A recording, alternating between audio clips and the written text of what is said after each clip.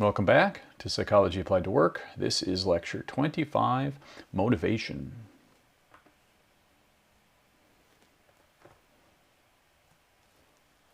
Lecture 24 was a bonus lecture. We talked about learning how to lead. We talked about whether everybody should or shouldn't become a leader. We talked about some things to think about if you do become a leader for your first leadership role. We talked about how the way you lead people should change based upon where you are in the organization, how high up you are as a leader, and most importantly, based upon the level of competence and experience and judgment that the people that you lead demonstrate. We talked about this concept of toolbox, how you should look at it as you're on a lifetime learning journey of trying to improve your skills as a leader, and you should collect, every bit of knowledge, skill, technique, hack, tool at your disposal. And most importantly, you should know when it's appropriate to use those tools situationally. We talked about how it's important to understand, to know your strengths, and to learn how to make the most of them, how to scale your strengths, and also to understand where you have gaps, where you have weaknesses with regard to leadership skills, and what you can do to mitigate, work around, reduce, or eliminate those gaps. And then finally we talked about sort of the big secrets, the things that are seldom taught, but that is very valuable information for leaders. Today is the start of Chapter 9 on motivation. So this lecture will not be how to become more motivated, the secret to motivation, the 5 steps to becoming a better student. This is about how IO psychology looks at motivation, the kinds of ways that it's taxonomized or categorized, and really the competing theories associated with motivation. This should be a very straightforward lecture. Should actually be a fairly short lecture. This is important stuff. A lot of this material will be considered for the test. But there's no secret sauce in this lecture around how to make you more motivated. That's a challenging thing. We will be talking about that in future lectures. But this is about motivation in how it's defined by IO psychology. And specifically, what is it? What is it at work? And we'll talk about this thing called content theories of motivation and these things called process theories of motivation. All right, so what is motivation? Well, it's a goal-directed force or drive, acting within an agent. It is, in this case, a living agent. If you want to talk about it like a software program is being motivated, you're really using a metaphor here because within at least the way we're talking about motivation, it is entangled with affect. It is entangled with subjective experience. It's entangled with these things that we feel that drive us. We're the agents. This isn't we don't want to get into a free will argument here, but we are the agents, and we have these motivated states, and they seem to drive us to things. We also have multiple motivating states, and we seem to compete within ourselves on what to do. Sit on your butt or go do something. And some of these are competing states based on what you want to do right now, and some of them are competing states of what you could do something that is, say, pleasant right now, or do something unpleasant or difficult or whatever right now in order to achieve something in the future. So you're kind of competing in your own time scales, and you're competing within your own optionality to try to figure out which motivated state sort of wins. And there's a lot of ways of looking at this, but really affect, subjective experience, these things that we call drives, is intrinsically part of this stuff. That's definitely entangled with the goal-directed action. So one way you can also slice this is what's the motivation direction? What is it that you want to do? And what's the motivation intensity? How strongly do you feel this? How does it, what is the sort of sense of urgency associated with it, or lack thereof? And another way you can look at it is how persistent is it? Are you willing to push? What are you willing to give up? What are you willing to push through in order to satisfy this motivated state? Another thing to look at is it intrinsic or extrinsic? So intrinsic is really something that you intrinsically like, you know, you're intrinsically motivated to do it, which is to say that you want the end state. You're motivated to get ice cream because you like ice cream. So usually this is hedonistic, usually this is something, you know, or a major stress relief, you know, you're seeking something because that thing in and of itself is an end state that you want. So all of sort of pleasure seeking is intrinsically motivated. And then there's extrinsic, and that's usually an activity that you do, a behavior that you do, or a sequence of steps, or a whole bunch of behaviors, or whatever, that is driven towards a goal. So an intrinsic motivation would be, I want some ice cream. And an extrinsic motivation would be, I'm going to get in my truck and I'm going to drive to go get me some ice cream. So one is the end state that's pleasurable, and the other is, you know, something that's part of a larger goal. And that might be a lifelong goal. That might be literally just driving to get ice cream. The other way of looking at motivation is sort of at a fundamental level. It appears that there's an approach motivated state and an avoidant motivation state. That usually their goal oriented actions, our left hemispheric actions, our future state, positive things we want, you know, seems to be approach oriented. And then trying to not die, you know, trying to avoid threats, trying to avoid bad outcomes. We have this avoidance motivation, and approach motivation looks to be dopaminergic, looks to be, you know, pleasurable. It's a sort of positive driven feeling, and avoidance motivation is anxiety, a negative affect driven feeling. We all understand this stuff, and we appear to have some two fundamental modes of approach and avoidance, and often they're simultaneously activated, where you're trying to do something that has risk associated with it. So you're both approach oriented, and at the same time you're using a lot of caution, because at any point things could change. You could realize the future is not what you thought, and you need to quickly back up and avoid. And these things are often in conflict. And when you have something you really, really, really want, you're like maximally approach avoidant. But say the downside of failing might be really, really bad for you. It could even mean your death. You can be maximally avoidant. So you can be maximally approach and maximally avoidant to the point of, you know, just being frozen. No, not unable to either run away or attack until something wins out. But you can basically be stationary, but in a maximally aroused state, because you're in a tension between approach and avoidance motivation.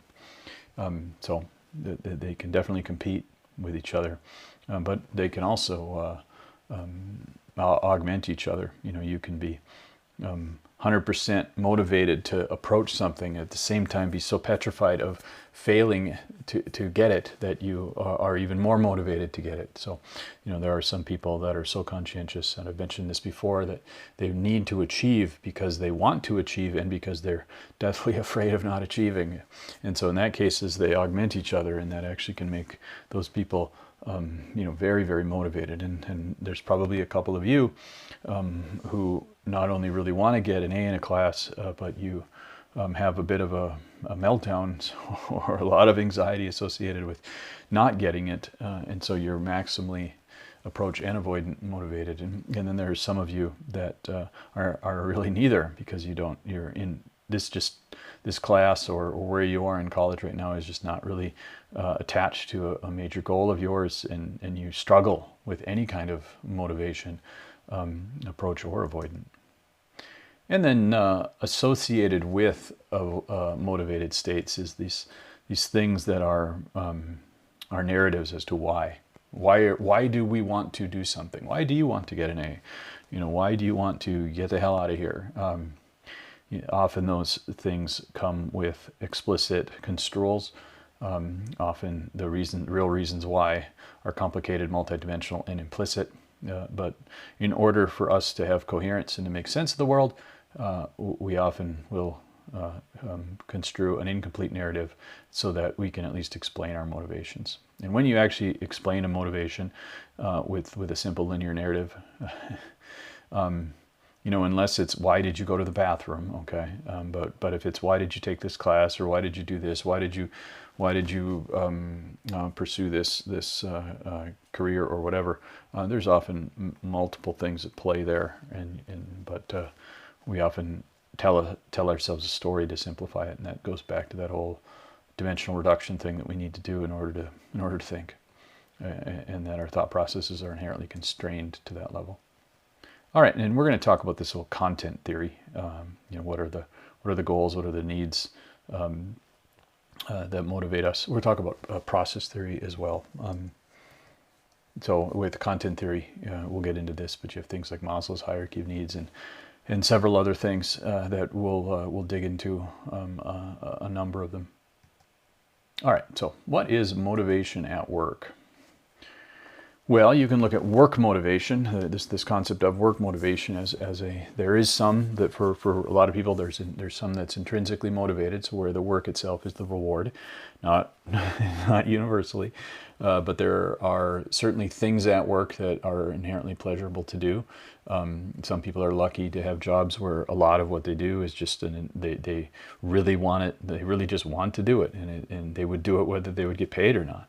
But the majority of people, have only a limited number of things that they do at work that are intrinsically motivated, where the work itself is the reward. So some people, are just driven by doing their best. Some people just enjoy working hard, or like really digging into something and staying on task. Some people love to go the extra mile. It's certainly not universal, but for those people, then the work itself can be motivated. But then there's some work motivation that's more related to extrinsically motivated goals. These are the reason you're doing this is not for the work itself. The reason you're motivated to do this work is because you need money, you need resources, you need health insurance. You need you need the social environment of your work friends, or you need the experience in order to get a better job or to move up. All right, so this should be fairly obvious here. You can be motivated by the work itself, or you can be indirectly motivated because by doing the work you get things that are important to you as part of your life journey. So do you work because you love the work, or do you work because you need the money? This is an old story. All right, so let's talk about content versus process theory of work motivation. So a content theory really focuses on what are the inherent needs that people have that might drive a work behavior. This is the what is it why is it that you ultimately do this? If you understand this, you can actually look at a job and look at how do you redefine a job, how do you enlarge or enrich a job in order to make it so that it is more satisfying to your basic needs. And so from that, you have things like what's called achievement motivation theory, and we'll get into, in further slides, we'll dig into these a little deeper. So that's just the inherent need to accomplish something, or to achieve, or to be your best. And then you have the needs hierarchy theories. We have things like Maslow's hierarchy of needs, first you need to be alive, you need to be safe, you need to belong to a group, you need to have esteem, feel good about yourself, and then you need to be self-actualized or fulfilled. Many would argue that at the very bottom of that need now is actually Wi-Fi. You need good Wi-Fi, and then you need to be alive, and then you need to be safe. And then there's things like motivation hygiene or two-factor theory, and that's looks at things like the job task versus things in the workplace that explain motivation. And there's things like job characteristics theories, and what is it about this is really around like people who have like a high need for growth. What are the characteristics of the job that drive that motivation for people that really want to grow? And then so those are some examples of content theory, and we're going to go into them in more detail. And then there's process theory, and that revolves more around the cognition behind it, that drives motivation. What are the factors? What are processes related to things like decision making? The underlying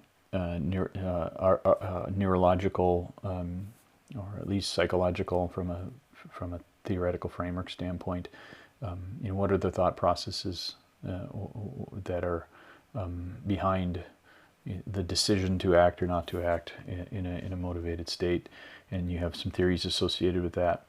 This thing called valence instrumentality expectancy theory, VIE, and we'll talk about it in a little bit of detail. And yes, these things have names that are not exactly rolling off the tongue. Valence instrumentality expectancy, and that looks at or you do a behavior because of the reward. We'll talk a little bit more. There's more to it than that. And there's things called equity theory, which is how you are motivated around fairness. And we'll talk about goal setting theory, the desire to achieve a particular goal. All right, so let's get into the content theories in a little bit more detail. Let's get into this achievement motivation theory. So this is where you need to achieve. You want to do your best. You want to get things done.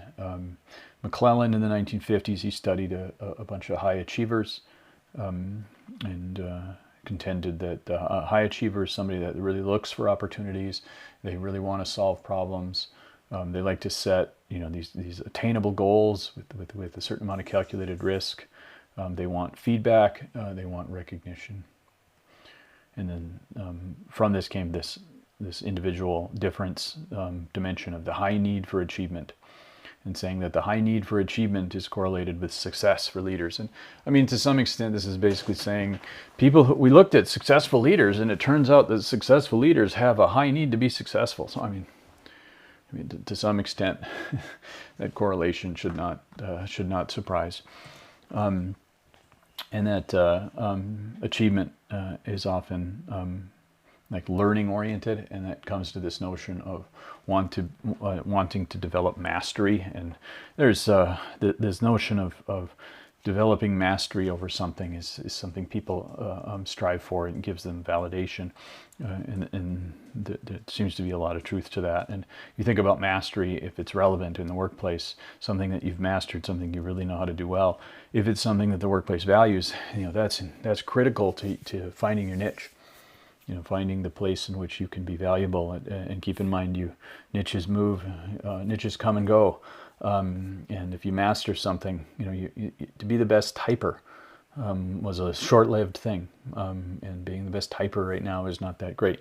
As the internet changed a lot of stuff, and as productivity tools like Microsoft Office and Google Docs and a number of other things and apps automated a bunch of things, there was a lot of people that were really good at the hard work involved in doing things that now a new application came and made automated. So mastery is something that seems to be important for people. It seems to be very validating for people. So seek mastery, but also keep in mind how things are changing, and that what you develop mastery on probably should shift over time as well. Some of that you can look at this as problem admiration, which isn't always good, but if you don't have a better solution to doing something, just enjoying the challenge of a problem can be a part of mastery. But then there's also achievement that's performance oriented as opposed to learning oriented, where instead of mastery, what you want is that end state. You really want that success, and that's more of a solution admiration approach. And generally speaking, solution admiration is better than problem admiration, but there are some problems. There isn't a good solution other than to slog through it. So the world can't just be solution admiration. Sometimes we need people that just like the mastering the hard work. Okay, let's talk a little bit more about these content theories. This needs hierarchy theory, so this is something originated by Maslow. He argued that your basic needs have to be satisfied first before your higher level needs, and that Maslow didn't know about Wi-Fi at the time, but if your Wi-Fi is first, and then being physically alive and being physically safe and all those things to eventually get to these things like this thing called self-actualization. which to me is never really well defined. Some people argue they call it fulfillment. Well, that's still devil's in the details of how you define that. This is generally viewed as outdated and generally viewed that Maslow's hierarchy of needs is not supported by the research. Yet it lived a long time and it has not died. I mean, it's sort of a easy heuristic that people use. And I'm not saying don't ever use it because it's sort of part of pop psychology, but don't put much stock into it. Don't recognize that it doesn't look like we have this true hierarchy of needs. It's probably better to argue that to the extent that the things that Maslow identified, to the extent that you can map those to our embodied to our embodied cognition, to our evolved systems, they're probably operating in parallel, and some certainly become more important than others at different times, and it can manifest in a way that sort of feels hierarchical, but a lot of that is basically the cultural construction that comes with it. All right, there's this thing called motivator hygiene or two-factor theory from Herzog. That looks at motivator, the need, your motivator needs. They relate to both the work tasks and the role, and it looks at the need for having responsibility, the need to grow, the need for achievement. It looks at the supervision or to be supervisor, to be supervised itself. That's not a motivator need. Hygiene relates to the environment. So the motivator need is like, what do you do? I need to be responsible. I need to grow. I need to achieve. And the hygiene needs relate to, what kind of a work environment do you need? What kind of policies? How does my supervisor treat me? How much am I paid? These may or may not satisfy your hygiene needs. And if they don't, it can actually be a source of dissatisfaction. And there is some support in the literature for this framework. The job enrichment comes from this. What are ways in which you can minimize the dissatisfiers and better meet your hygiene needs? And what are ways you can meet your motivator needs to have a good role and to have good responsibility, to be able to grow and be able to achieve? And so job redesign is often aimed at satisfying these motivator needs. And so things like enrichment. Enrichment specifically for motivator needs is geared towards, inherently it's geared towards motivator needs and not towards hygiene needs. So it doesn't mean, I kind of misspoke a little bit before that. So you should look at job enrichment as specific to motivator needs. But that doesn't mean that you wouldn't do job redesign to look at hygiene needs. But if it was specific to hygiene needs, that wouldn't be called enrichment. So hopefully that's clear. Pay and benefits and those sorts of things, those definitely could come out of redesign, but that would be aimed at hygiene and not at motivator. So you wouldn't call that enrichment. Okay, so let's get a little bit more into these content theories. There's this job characteristics theory. There's these folks called Hackman and Oldham in the 1970s, and they looked at aspects of the job that were related to motivation, and they identified 4 core job characteristics, and they proposed that these are associated with positive states to make people more motivated, to make people more satisfied, to improve people's performance. And there's a fair amount of common sense to these 5 things. First, people need to be able to do and have skills in a variety of things, not to do the exact same thing. Have some ability to switch out what they do, have some variability in their life. They need to be able to identify specifically what it is, the task that they're doing. They need to really understand it well. They need to understand why it's significant. Okay, I mean, you need to have a task that can be recognized by yourself and others. It needs to be identified in a way that makes it significant to the organization. What is it you're doing and why does it matter? If you have somebody doing a bunch of steps and they don't even understand what the steps really are a part of, and they don't understand why it even matters. You know, you're just a cog in the machine, and you don't even understand what the point of your cog is or what it's called, and you don't understand what the whole machine does. That's not exactly motivating. But if you actually know the importance of the machine and the importance and the identity of your cog, that provided you buy into the purpose of the whole machine, that can help you with your motivated state. And then autonomy, you know, to have agency in your life, to be able to make your own decisions, to a reasonable extent, to be able to have feedback, to know whether you're doing it appropriately, whether you're improving, how you can get better. All right, and then they identified this thing they called growth need strength. You know, how strong is your growth need? These things are often worded weird.